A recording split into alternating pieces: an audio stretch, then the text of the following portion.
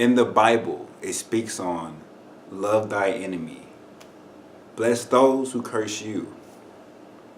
And I've got to agree, loving our enemies can heal the world. And thus, suppleness and softness are the signs of life. So I actually had plans to do a different video today, but as I was just sitting and thinking, it hit me. Love your enemy.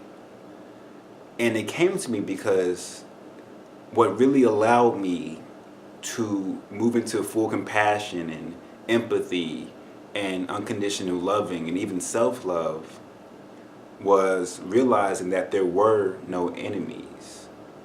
They were merely reflections. If we really are all one, and we are one and the same, and every one is a reflection of you or a potential of what you can become, then it's really important not to even label as an enemy, because then you become an enemy of self. You create an enemy for yourself, which doesn't have to actually be an enemy. You understand this, right? We don't have to have an enemy if we don't want to have one. It's the very labeling of an enemy that creates it.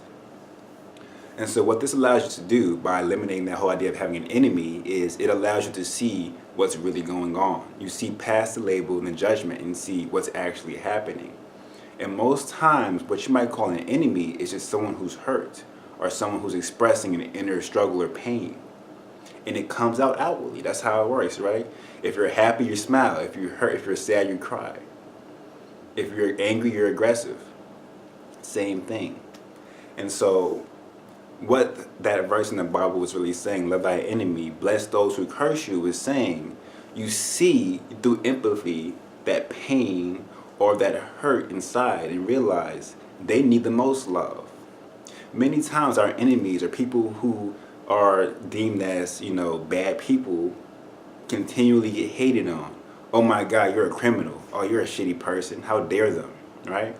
And you hear that, and all it does is make them worse because they're not receiving the love that they're asking for.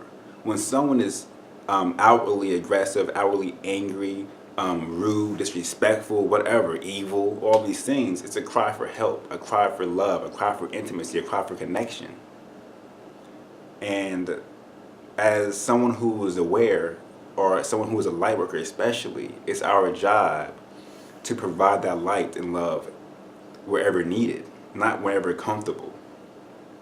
And so I just encourage all of us that whenever we face someone who is expressing animosity, anger, aggression, or just being just messed up to you, whatever, stop for a moment, use compassion, use empathy first and then compassion second, and realize, oh, they're doing that because there's something going on within their own lives that's coming out right now. And they might not have anything against me personally, and even if they do, okay. But they need help, they need love, they need compassion. And express that compassion.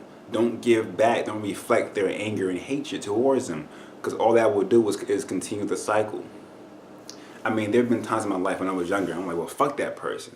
They're mean. Like, why would they say that to me? That's so mean. They'll be all right, whatever. And when you say fuck that person, they stay fucked.